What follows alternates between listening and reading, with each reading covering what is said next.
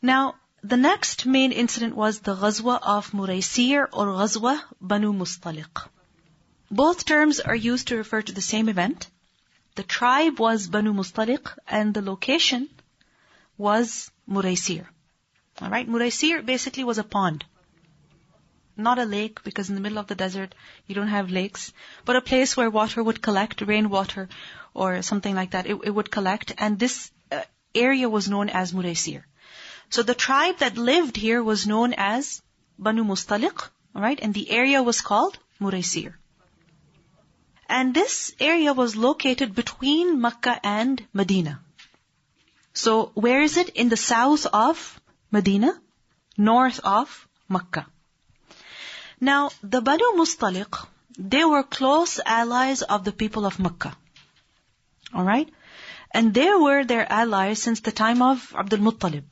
They had made alliances with the people of Mecca through Abdul Muttalib. So it's quite old, this alliance. Alright? And the Banu Mustaliq, they were no ordinary tribe. Alright? First of all, they had alliances with the Quraysh, with the people of Mecca. And secondly, they had the idol Manat. Remember that the mushrikeen, they had certain major idols, right? Lat, Uzza, Manat. And these are mentioned in the Quran, in Surah Al-Najm. Alright? So the idol Manat, it was with the Banu Mustaliq. It was in Muraisi. Alright? So you can imagine that this was also a busy place. People would come in order to dedicate their, in order to offer their sacrifices and all to this idol. And also, because they were close friends with the people of Mecca, the people of Mecca, they found this basically safety zone, alright, closer to Medina. You understand? Because if they went out of Mecca, on the trade route, the Muslims could come and fight them. Alright? But because of the presence of Banu Mustaliq, they were safe until they reached the Banu Mustaliq. Beyond Banu Mustaliq, the area between Banu Mustaliq and Medina, that was the danger zone for the mushrikeen of Mecca. Alright?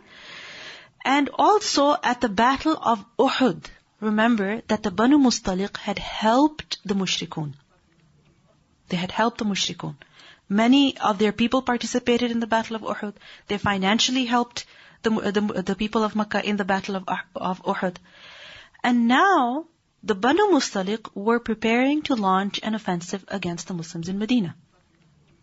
Now, when the Prophet ﷺ heard about this, you notice how so many people were planning to attack Medina? One after the other.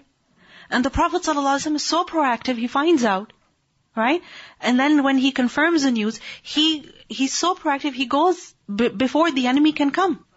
Either cast terror into their heart or fight them and break their power so they don't have the strength to come and fight the Muslims. So here what happened, the Prophet ﷺ sent a particular companion by the name of Burayda radiallahu anhu to confirm the rumor. So Burayda radiallahu anhu, he went to the Banu Mustaliq pretending to be a Bedouin, and he went and spoke to the chief and he said that, look, I have heard that you are planning to attack Medina. If you are, please let me come with you so that I can also have a share of the booty. Alright? Because at that time, if anybody wanted to make quick money, what would they do? Join someone who was going to raid another tribe. Alright? So when you raid another tribe, you take whatever you can. You catch 2 people, you get 2 slaves. You catch somebody's horse, whatever, you get a free horse. So you understand Burayda radiallahu anhu's trick? He said that I have heard that you are planning to attack Medina. If so, let me join you so that I can also get a share of booty. I need money. So the leader, he said, sure. What did that mean? That they are going to attack Medina. So Burayda radiallahu anhu, he pretended to stay with them, alright, in the night. And as soon as night fell, he ran off to Medina. He told the Prophet ﷺ, and the next morning, the Prophet ﷺ took 700 Muslims with him, and they went straight to Banu Mustaliq, and they attacked. And when they attacked, what happened? Because the people were not expecting it, alright, they were not prepared. And it was early morning. They were not prepared, and it is said that the men, basically, they fled. Because it's easy for them to run away, right? So the men of the Banu Mustaliq, they fled. Even their leader. Alright? Who's left behind? Children, women, old, sick, or some men, they got left behind. And what else did they leave behind? All of their camels, their sheep, everything. So there were very few casualties, alright? But what happened? 1,000 people were taken as captives, alright?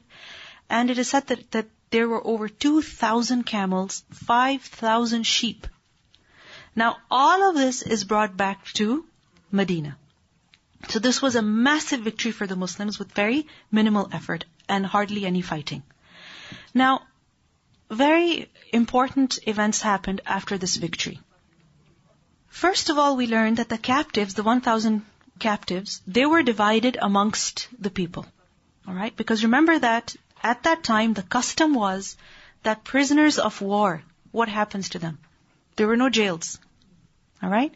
They didn't have such infrastructure where they could support people in captivity. I mean, they barely had food themselves to eat. How could they provide 3 meals a day to prisoners? Alright? So remember that earlier also at the Battle of Badr, when the captives were brought in, what was done with them? They were kept in the houses of the Muslims. Right? Even the Prophet ﷺ had Suhail bin Amr as a captive. Right? So, but this time, what was done? That the captives were distributed, and the custom at that time was that captive, basically he's a slave. Alright? Now this happened. The daughter of the chief, her name was Juwayriyah. She was a princess. She fell in the hands of a particular companion, Sabit radiallahu anhu. But she said to him that, look, I'm a princess. I don't want to live as a slave. Alright? Let me buy my freedom from you. He said, sure, no problem. Because this is something that the Muslims are told. In Surah An-Nur, we learn that if there is a slave who wishes to buy his freedom, فَكَاتِبُوهُمْ. Right? Then make the kitaba with them, meaning make the contract with them, let them buy their freedom, and وَآتُوهُمْ مِنْ مَالِ اللَّهِ الَّذِي آتَاكُمْ. Give them from the wealth that Allah has given you. Meaning, the master is told, you also financially help the slave buy his freedom. Meaning, waive off some of the cost. Alright? So some of the payment. And other Muslims are encouraged that you help the slave buy the freedom. So what happened? Thabit radiallahu anhu, he agreed.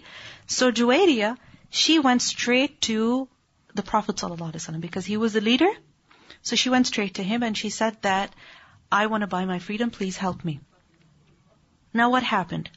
Here, the Prophet ﷺ offered Juwayriyah something which completely changed the fate of the entire tribe of Banu Mustaliq. What happened? Because the Prophet ﷺ knew who Juwayriyah was. She was the princess, the daughter of the chief of Banu Mustaliq. Who are the Banu Mustaliq? Allies of Quraysh. They're wealthy. They have the idol manat. They have a very good reputation. They are well respected. Juwayriyah is no ordinary woman. So the Prophet ﷺ said, how about you marry me and your mahr will be your freedom? Meaning I will pay for your freedom. Alright? I will pay Thabit. Once you're free, you marry me. He gave her the choice. He didn't force it, nothing. He gave her the choice. Juwayriyah said, sure. Because she's a princess, right? Who's the Prophet ﷺ? Qurayshi, and also a leader. So Juwayriyah thinks, my father, he's abandoned me. God knows if he's gonna come or not. Where are my people? I don't know. They just left us. They just ran, leaving us all behind. So you can imagine how angry the women are with their men. This is pure betrayal, right? That you run off, leaving us behind. So she says, who knows if they're coming or not? I have a good offer. He's the leader. He's a noble man, right? And now she's in Medina. She's looking at how the Muslims are. She asks Thabit if she can purchase her freedom. Thabit says, for sure, no problem, right? And she thinks it's a very good offer. So she says, sure. Now she has a home. If she gets married, she has a well-respected position in Medina if she gets married to the Prophet ﷺ. Alright? So what happened? The Prophet ﷺ married her. Now when he married her, her blood relatives are in the houses of the Muslims as slaves. So what happened? Some Sahaba, they said, this is not right. The in-laws of Rasulullah ﷺ, our slaves? No way. Set them free. So all of the Banu Mustaliq were set free. All were set free because of the Prophet ﷺ's marriage to Juwayriyah radiallahu anha. Now what happened? After a couple of days, the men of Banu Mustaliq, they realized our women, our children are in Medina. This is not right. We should go get them back. Because it's a huge disgrace for them. It doesn't befit an Arab man that his wife is taken as captive, his daughter is taken as captive. So after a few days, the chief Al-Harith and his men, they come to Medina in order to talk to the Prophet ﷺ, strike some deal with them to let the captives go, to let the people go. But when he comes, he sees everything is different here. Our people are free. What's going on? And he goes to the Prophet ﷺ asking if he will let his daughter go, Juwayriyah. The Prophet ﷺ said, ask her. It's her choice. If she wants to go with you, go ahead. So basically the Prophet ﷺ is giving Juwayriyah radiallahu anha the right to divorce. If she wants. What happened? Juwayriyah radiallahu anha, she said, no, I'm staying here. I'm not going anywhere. So Harith, he was so affected by this because now he's interacting with the Muslims, he's interacting with the Prophet ﷺ, he's looking at his own daughter, how happy she is over here. He was so affected by this, he embraced Islam. When he embraced Islam, because he was the chief, what happened to all the people of Banu Mustaliq? They also embraced Islam. When they embraced Islam, the Prophet ﷺ appointed Harith as the chief of his people again. Alright? He was the chief again. All the people are free. All their wealth is returned to them. And they go home. They go home.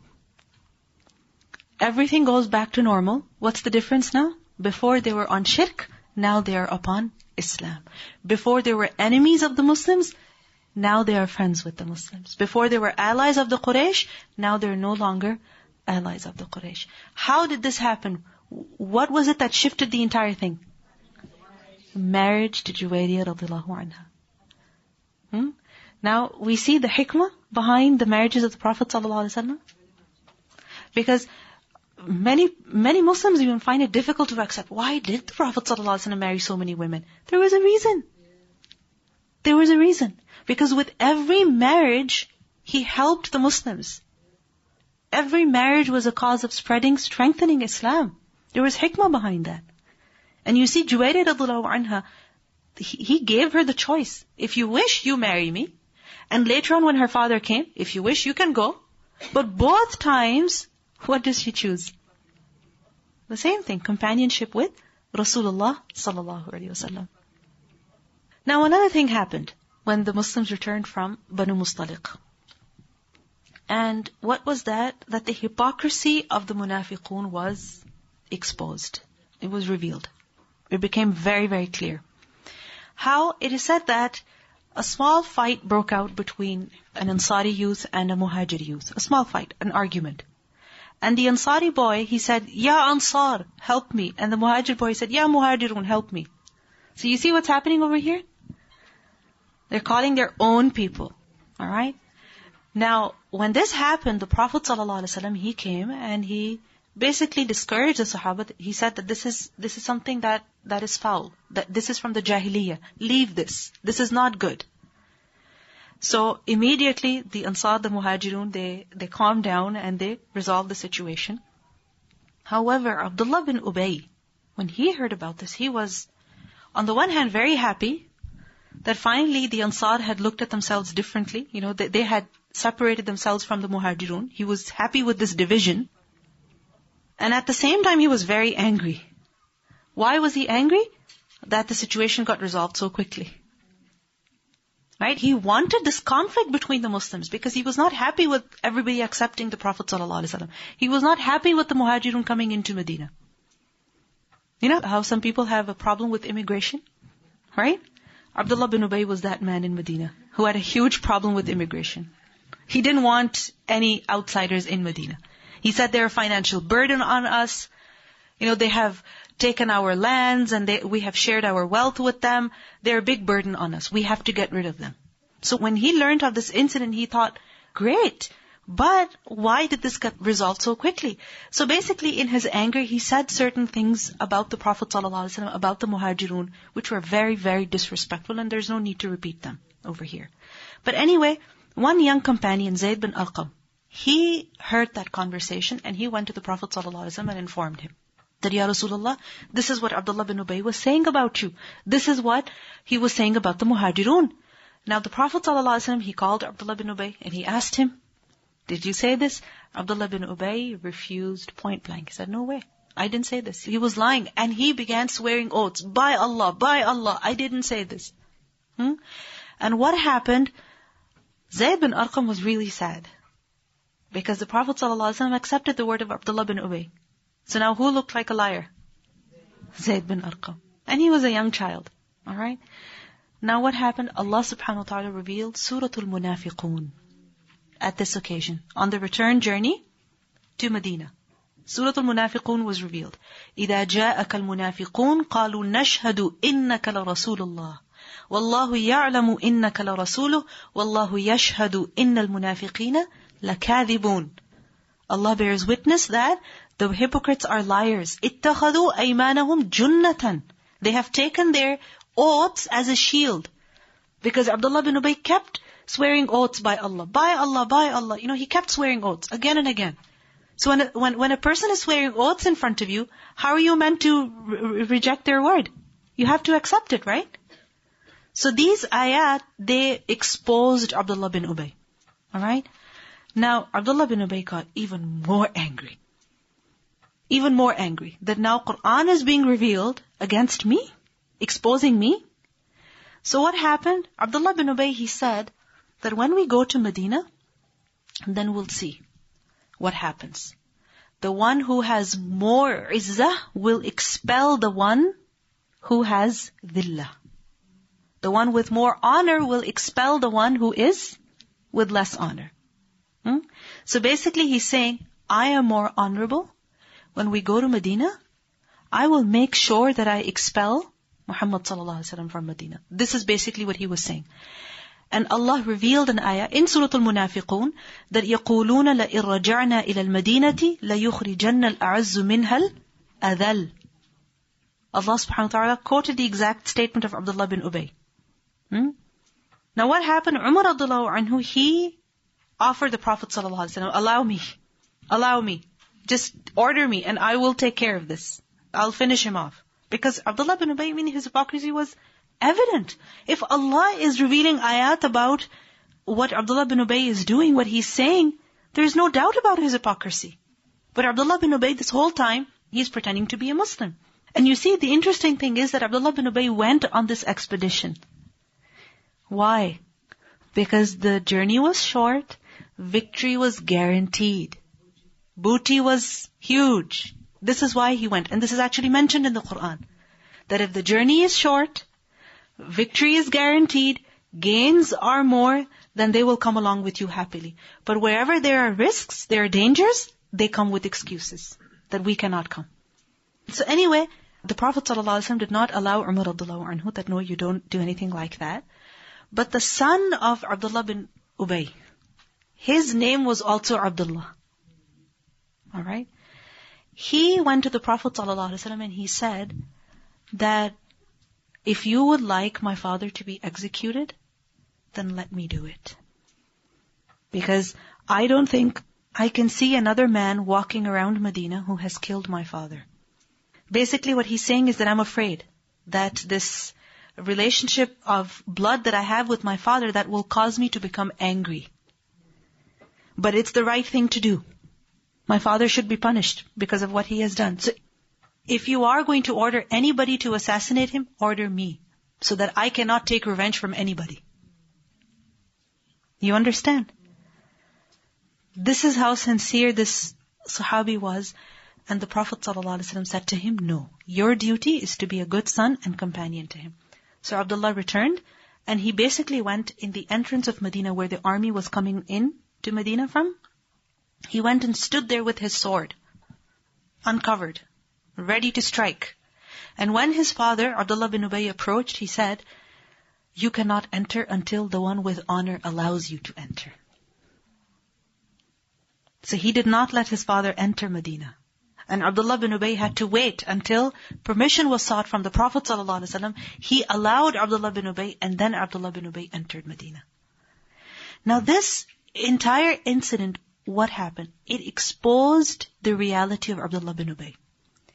Up until this point, there were many Muslims who were with Abdullah bin Ubay, who were influenced by him, who got affected by his words, who would listen to him.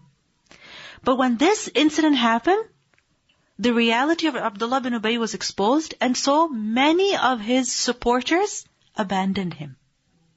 Many of the people who were influenced by Abdullah bin Ubay, now what happened? They left him and they became sincere believers. So you see what happened? And this is the reason why the Prophet ﷺ did not allow that Abdullah bin Ubay be killed.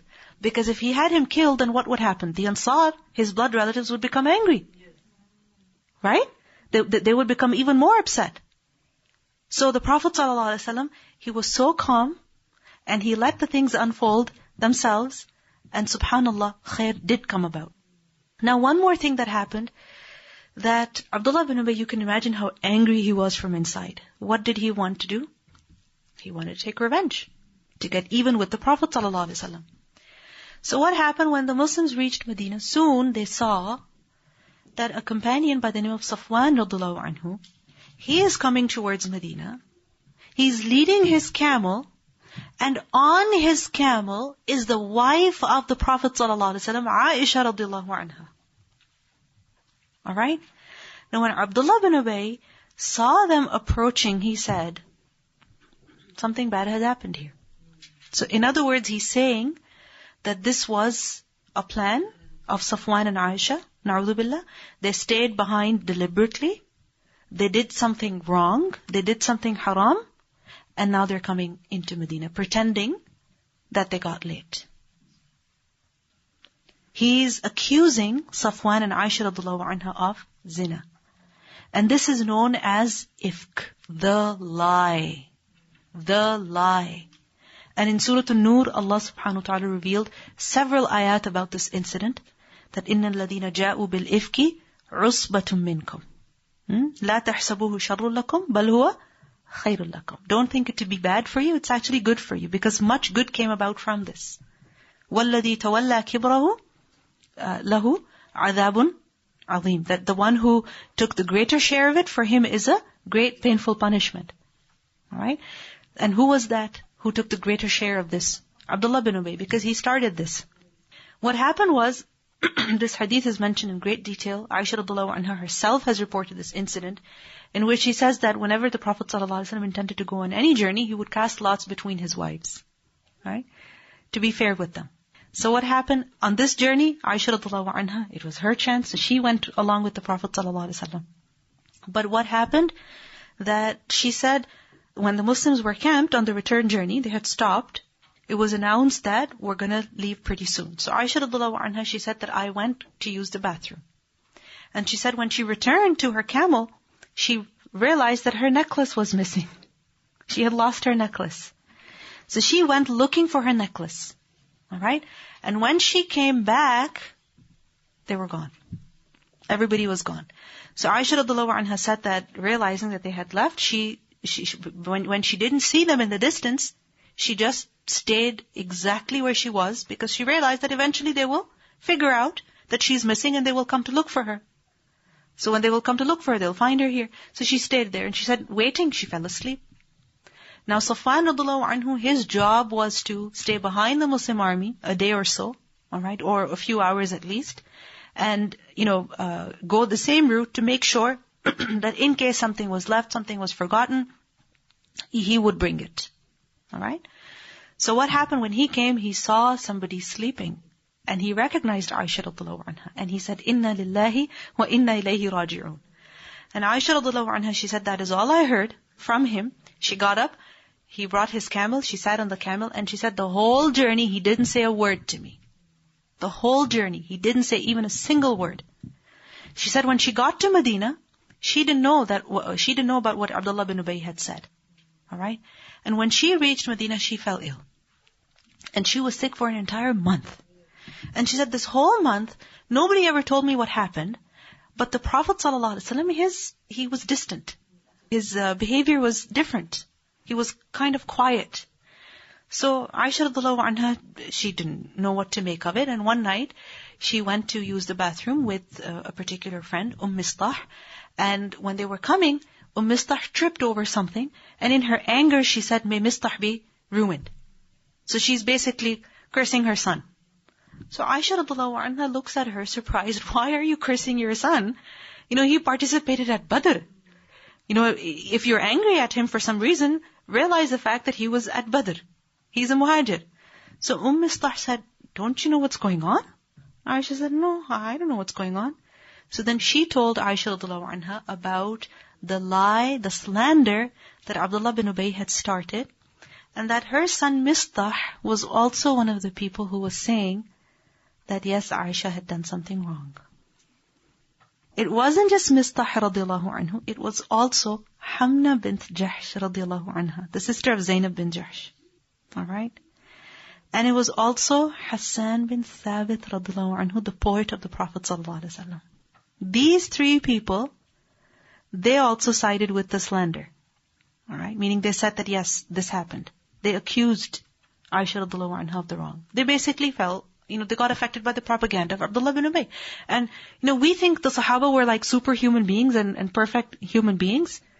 They had imperfections also. They made mistakes. So when Aisha radiallahu anha found out, she said, she wept and wept and wept, and she asked the Prophet ﷺ to allow her to go to her parents' house. She didn't talk to the Prophet ﷺ about this. She went to her parents' house and asked her mother, is this true? And when her mother confirmed, she said she wept the whole night. It's like her tears would not stop. And then she said that one woman from the Ansar came and she wept with her. And Aisha wept and she's weeping. Both of them were crying together. And then the Prophet ﷺ came and he said to Aisha that, look, if something wrong has been done, then seek forgiveness from Allah. Allah is forgiving. And if you haven't done anything wrong, then Allah will, reveal your innocence. Then you don't need to worry. And Aisha radiallahu anha, she said to her mother, say something. Her father, say something. No, we can't say anything. So Aisha radiallahu anha, she said that you have heard so much about this propaganda that if I were to say that I am innocent, you're not going to believe me. And if I were to say that I am guilty, which I am not, you would believe me.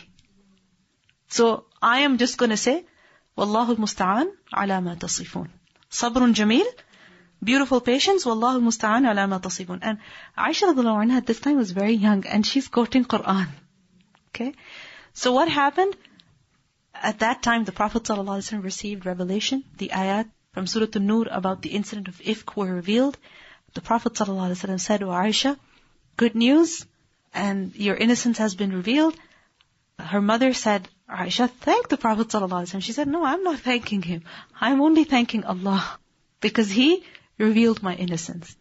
Now, the three Sahaba who participated in this ifk, they were punished with the punishment of qadhaf, which is 80 lashes.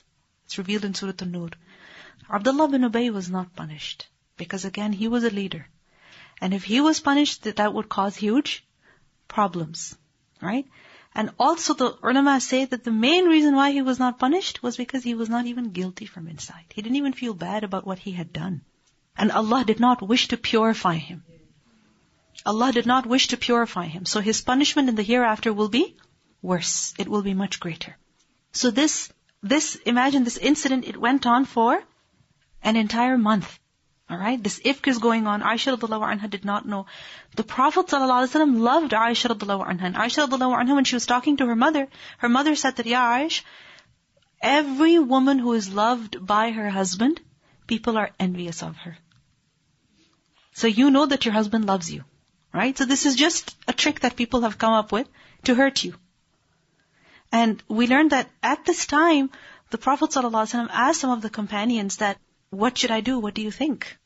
And some, like for example, it is said that Ali radiallahu anhu, this is reported, that he indirectly suggested to the Prophet ﷺ that just divorce Aisha.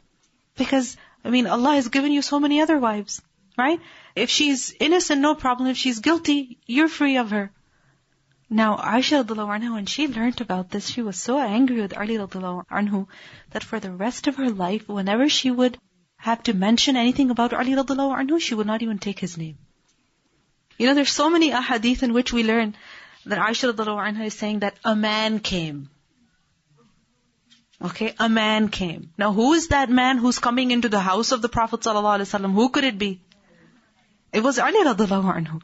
But Aisha radiallahu anha would not even mention his name. And this is normal. It's natural.